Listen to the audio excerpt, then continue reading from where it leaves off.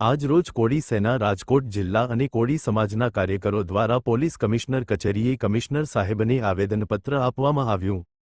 એમાં અમારા કોળી સમાજને એક 17 વર્ષની સગીર વયની દીકરીને યશ ત્રિવેદી નામનો શખ્સ ફોર્સ લાવીને ભગાડી ગયેલ છે। એને માલવયા પોલીસ સ્ટેશનમાં ફરિયાદ પણ કરાવેલ છે, જેનો 1 મહિના જેવો સમયગાળો વીતી ગયેલ હોય છતાં કોઈ કાર્યવાહી થયેલ ન હોય। દીકરીના વાલીઓને સમાજના અગ્રણીઓ પોલીસ સ્ટેશન અને પોલીસ ચોકીએ જાણ કરેલ હતી, ત્યારે ખાલી આશ્વાસન આપી આહવાન કરી દેવામાં આવે છે।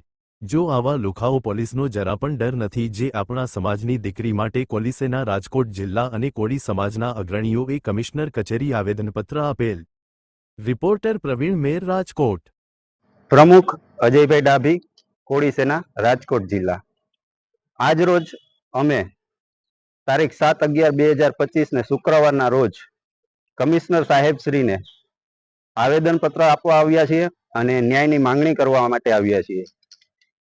અમારી કોળી સમાજની દીકરી તેજસ્વી ઓળકિયા 17 વર્ષ સગીર વયની છેલ્લા 25 દિવસથી યશ ત્રિવેદી નામના છોકરા સાથે, જે છોકરો ગુનાહિત પ્રવૃત્તિ ધરાવે છે અને અવારનવાર આવી પ્રવૃત્તિઓ કરે છે, અને જે છોકરીની ઉંમર છે જે 17 વર્ષ સગીર વયની હોવાથી એમને લલચાવી ફોસલાવી અને તારીખ 11/10/2025 ના રોજ તેમના ઘર પાસેથી ભગાડી ગયેલ છે, અપહરણ કરેલ છે અને છેલ્લા 25 દિવસથી માલવયા પોલીસ સ્ટેશનમાં ગુનો દાખલ થયેલ છે।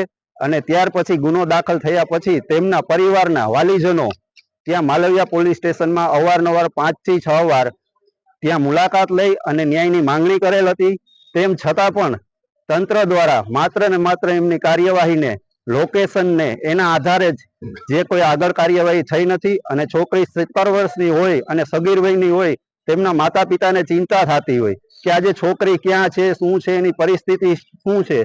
જો આવનારા દિવસોમાં આવીને આવી પરિસ્થિતિઓ ઊભી રહે કોળી સમાજમાં, તો હું અહીંયાથી એક આહવાન કરું છું, સર્વ સમાજની દીકરી એક સરખી એક સમાન જ હોવી જોઈએ।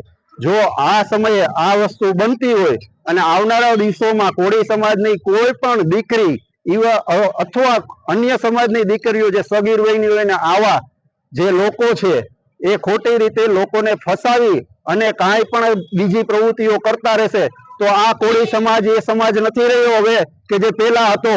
એટલે સામ દામ દંડ ભેદની તમામ નીતિ સાથે આ કોળી સમાજ આગળ ન્યાય માટે દરેક પ્રયત્નો કરશે।